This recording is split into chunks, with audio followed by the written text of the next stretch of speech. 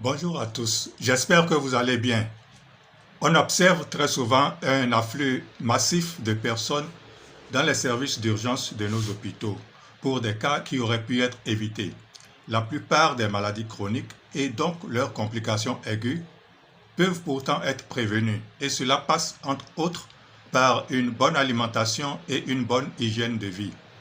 Cet exposé Lutte contre le cancer, rôle de la nutrition et de l'hygiène de vie s'adresse donc à tout le monde, aussi bien les médecins que le grand public.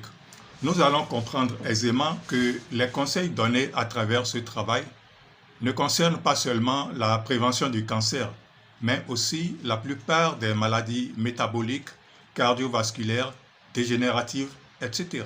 À la fin de cette vidéo, vous pourrez répondre à quelques questions pour tenter de gagner une place à nos prochaines conférences en présentiel sur le sujet qui auront lieu par la grâce de Dieu le 9 janvier 2025 à Porto Novo et le 18 janvier 2025 à Cotonou.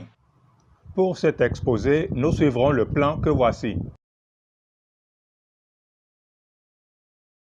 La nutrition est une fonction qui assure l'entretien de l'organisme, son maintien en vie et sa croissance en lui fournissant les matières indispensables ainsi que l'énergie dont il a besoin.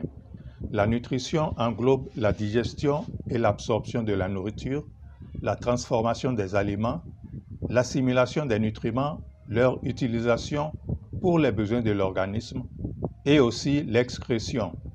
Le cancer est une maladie provoquée par la transformation de certaines cellules de l'organisme qui deviennent anormales et prolifèrent de manière excessive. Ces cellules déréglées ont la propriété d'envahir les tissus voisins et de les détruire. Elles se mettent ensemble pour former une masse appelée tumeur maligne. Des cellules cancéreuses se détachent de la masse pour former d'autres tumeurs malignes à distance qu'on appelle métastases. L'intérêt de ce sujet est évidemment la grande fréquence du cancer, la recrudescence du cancer, l'intérêt du diagnostic précoce, les nombreux effets indésirables des thérapeutiques anticancéreuses et surtout les nouvelles pistes dans la prévention et le traitement qui font appel à la nutrition, l'environnement, l'hygiène de vie, etc. Pour rappel, les aliments que nous ingérons sont décomposés en nutriments qui assurent le développement de l'organisme, son fonctionnement, la constitution de ses réserves ainsi que sa réparation. Parmi ces nutriments, les glucides apportent l'énergie nécessaire aux cellules pour vivre et remplir leurs fonctions, ainsi que les lipides, qui ont en outre un rôle bâtisseur puisqu'ils interviennent dans la structure des membranes de nos cellules. Il y a aussi les protéines qui ont un rôle bâtisseur car 50% au moins de l'architecture de la cellule est faite de protéines, mais également un rôle fonctionnel, puisque les nombreuses enzymes et hormones, par exemple, sont des protéines. Enfin, les vitamines qui interviennent à faible dose dans de nombreuses réactions de l'organisme, mais qu'il ne peut pas fabriquer, à l'exception peut-être de la vitamine D, et qui doivent donc être apportées chaque jour par l'alimentation. À ces éléments s'ajoutent les sels minéraux et l'eau, et tout ceci contribue ou devrait contribuer au bon fonctionnement des cellules. Le cancer est une maladie plus fréquente que nous l'imaginons, avec plus de 18 millions de nouveaux cas dans le monde et 10 millions de décès par an. Et le problème ne fait que s'accroître. Le cancer, aussi varié et spectaculaire que soient parfois ses manifestations, est une maladie de la cellule. La cellule est l'unité fondamentale de tout organisme vivant. Notre corps compte 100 000 milliards de cellules. Chaque jour, 2 millions de cellules meurent, mais elles sont remplacées par les nouvelles cellules qui naissent. Ceci obéit à des règles. Le nombre de cellules qui naissent ne doit pas être supérieur au nombre de cellules qui meurent. En proliférant, les cellules ne doivent pas dépasser la limite de leur territoire. De plus, une cellule ne doit pas se reproduire si elle n'en a pas reçu l'ordre. Elle doit se suicider si son ADN est endommagé. L'ADN se trouve dans le noyau de la cellule et porte le code génétique de la cellule, toutes les informations concernant sa vie, son rôle, ses fonctions, les protéines qu'elle va éventuellement fabriquer, même sa mort. La reproduction cellulaire, qui se fait par division, appelée mitose, pour donner deux cellules filles identiques à la cellule mère, est précédée de la réplication de l'ADN, qui va aboutir à deux molécules d'ADN identiques à la première.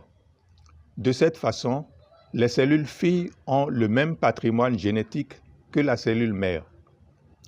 Des erreurs peuvent survenir au cours de ces copies. Souvent, elles sont sans gravité et sont réparées.